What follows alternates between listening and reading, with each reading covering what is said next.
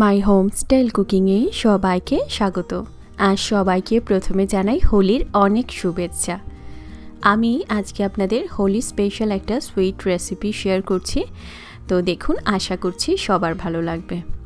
যদি রেসিপিটা ভালো লাগে অবশ্যই একটা লাইক করবেন। এটা বানানোর জন্য সবার প্রথমে আমি একটা থালার মধ্যে 1 কাপ পরিমাণ ময়দা নিচ্ছি, একটু নুন দিয়ে দিলাম এর মধ্যে, আর সামান্য করে দেব বেকিং পাউডার, 1/2 টিস্পুন মতন বেকিং পাউডার দিয়ে দিলাম। এবারে এই সমস্ত কিছুকে খুব ভালো করে মিশিয়ে দেব। এবারে এর মাঝখানে একটু জায়গা করে নিলাম, এখানে আমি দেব ঘি 1 টিস্পুন মতন, আর দিয়ে দেব সাদা তেল। আমি ঘি আর সাদা তেল দুটো মিক্স করে করব। আপনারা শুধু ঘি দিয়েও করতে পারেন, বা যাদের ঘি অসুবিধা আছে শুধু তেল দিয়েও করতে পারবেন, সাদা তেল দিয়ে। আমি 2 টেবিল স্পুন মতন এখানে সাদা তেল দিয়েছি। এবারে ঘি আর তেলটা দুটোকে ভালো করে মিশিয়ে নিলাম। এই তেলটাকে খুব ভালো করে এই ময়দাটার সাথে মিক্স করতে হবে। আর এরকম মুঠো করে দেখবেন, যখন দেখবেন যে এরকম মুঠো করলে জড়ো হয়ে আসছে ময়দাটা, তখন বুঝবেন যে তেলের মাপটা একদম ঠিক আছে। তো এবারে আমি কি করব, এর মধ্যে অল্প অল্প করে জল দিয়ে একটা ডো তৈরি করব।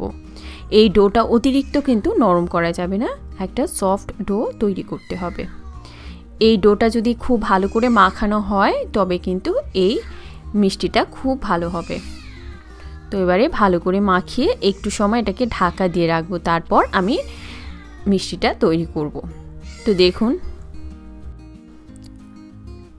এই ডোটাকে এরকমভাবে ঠেসে ঠেসে মাখিয়ে নিলাম।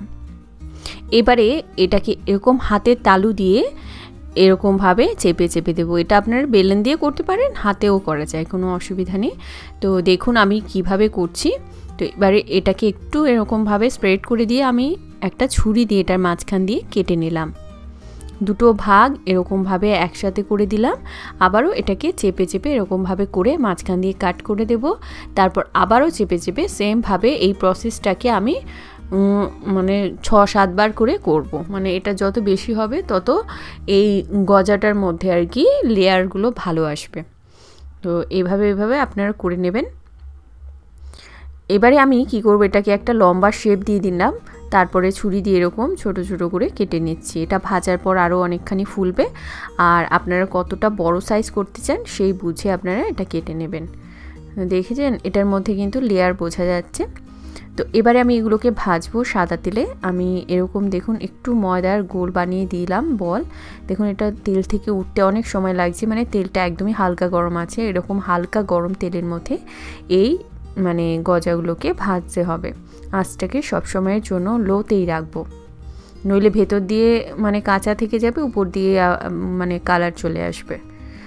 দেখুন এইভাবে উল্টে পাল্টে এগুলোকে সুন্দর করে ভাজবো। সুন্দর ভাজা হয়ে গেছে। এইভাবে আপনারা কীরকম লাল করতে চান সেই বুঝে আপনারা এগুলোকে ভেজে নেবেন। তো এগুলোকে আমি ভেজে এবারে তুলে রাখবো। এইভাবে আমি সমস্ত গজাগুলোকে ভেজে নিয়েছি। এবার একটা কড়াইয়ের মধ্যে 1 কাপ চিনির সঙ্গে 1 কাপ জল দিয়ে দিচ্ছি। আমি একটা শিরা তৈরি করব, এটাকে খুব ভালো করে ফুটিয়ে নেব। এবারে এর মধ্যে আমি দিয়ে দেব একটু করে এলাচের গুঁড়ো। আপনারা এলাচ গোটা এলাচ একটু ফাটিয়েও দিতে পারেন যদি এলাচের গুঁড়ো না থাকে।